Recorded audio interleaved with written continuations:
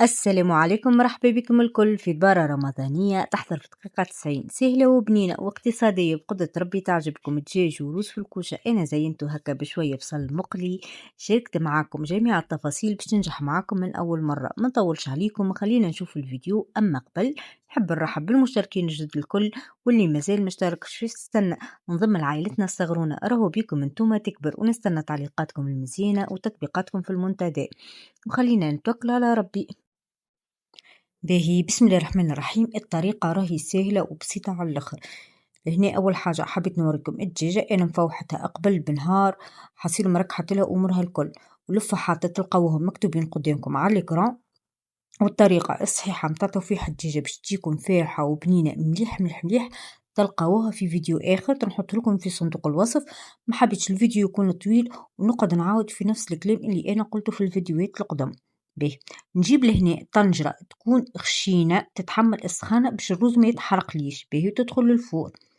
باش نجيب الخضرة متاعي، حطوا أي خضرة نتوما تحبوا عليها. بالنسبة لي أنا جبت كعيبة طماطم قصيتها كيما كيك، تنجموا نتوما ترحوها.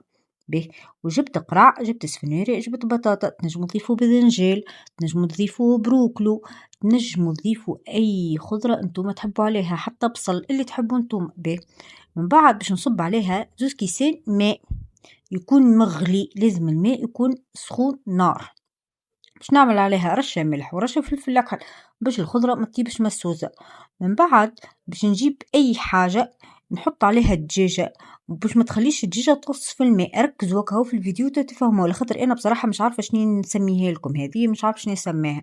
المهم حاجة تحطوا عليها الدجاجة متاعكم باش ما تغطسش بالماء. الفكرة الكل إنه الدجاجة باش تطيب بالبخار. صدقوني أبن وأفوح الدجاج تنجموا تعملوه إنكم تطيبوا الدجاجة على البخار، راهو يجيكم طري وبنين يهبل. وشاركتكم في فيديو آخر اللي أنا كنت نحكي لكم على الطريقة متاعو في طريقة تفويح الدجاج، سامحوني. كيفاش تعملوا الدجاجة في الكسكاس. زاد هذيك راهي طريقة ناجحة ومضمونة وبنينة 1000%. وإذا كان ما عندكمش فور صدقوني أحسن طريقة تنجموا تعملوا فيها دجاجة روتي ولا دجاجة مصلية.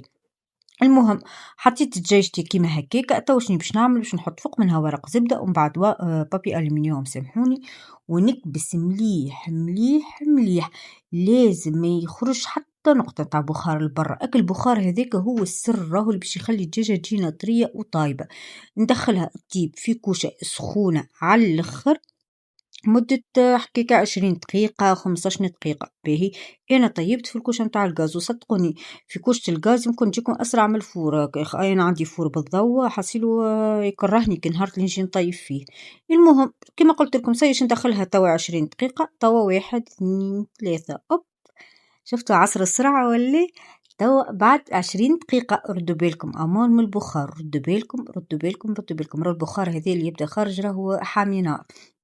أنا ديما نبدأ ننبه في الآخر أنا نتحرق فيه الحاسيلو. لمحمد رسول الله. الدجاجة تكون وصلت كيك حكاية نص طيب، ودجاجتي أنا بطبيعتها صغرونة معناها ما تاخوش وقت.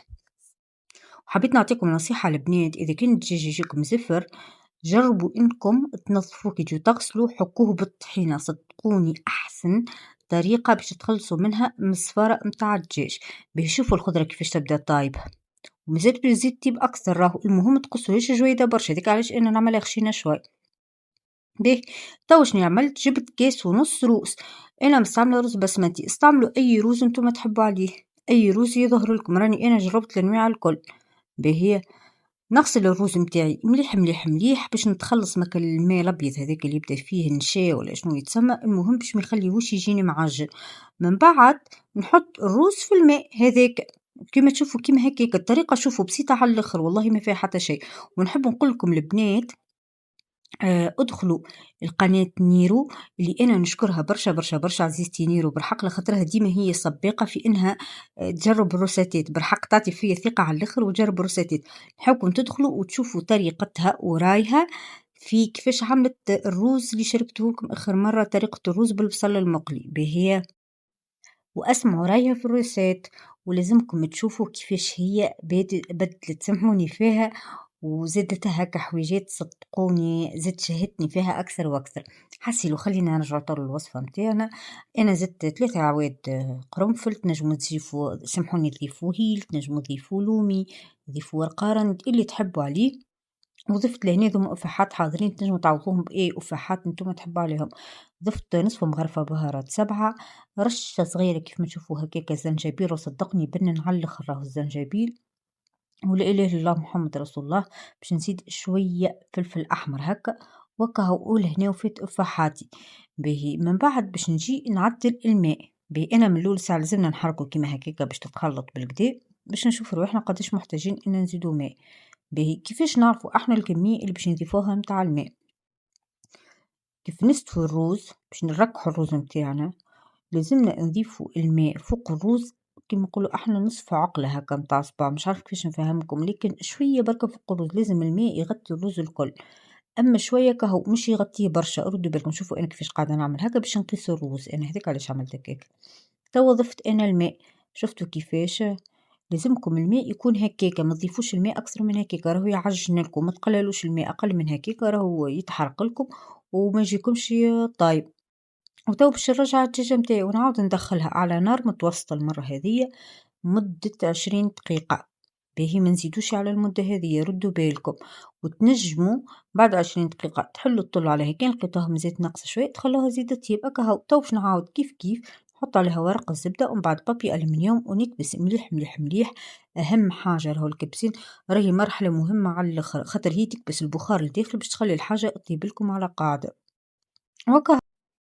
ولهنا بعد 20 دقيقة الثانية البنات نحبكم تشوفوا الروز كيفاش يكون.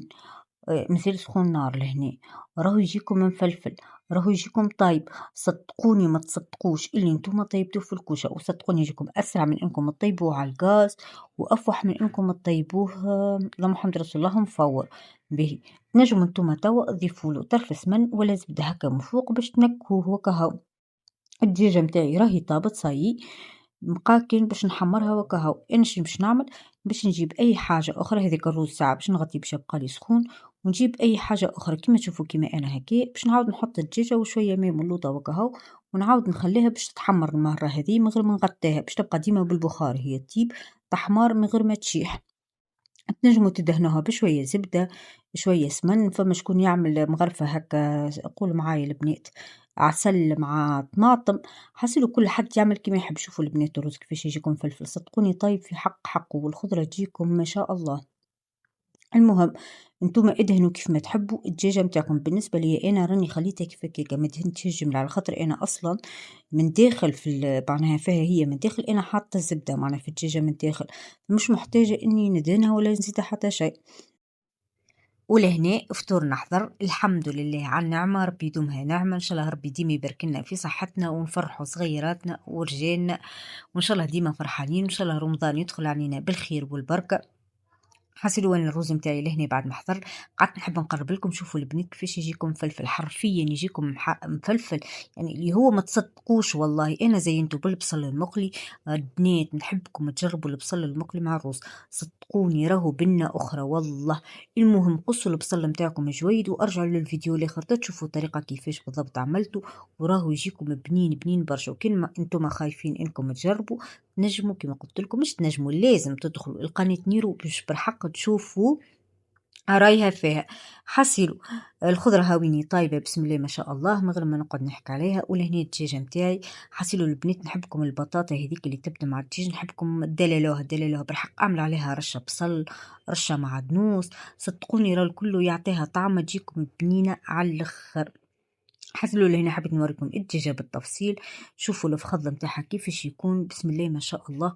راهي ما تجيكمش لا حمرا من داخل لا ناقصة طياب، تجيكم طرية تهبل تهبل تهبل كراوية، عرفتوا دجاجة راوية، مش هيك الدجاجة الشايح هذاك اللي يبدا يغصص. الزر يجيكم ما شاء الله زيدا طايب في حقه.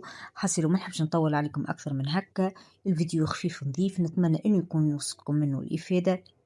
ما تنسوش تشتركوا في القناة، لازم تحطوا لي رايكم في الكومنتات. وكهو السلام عليكم.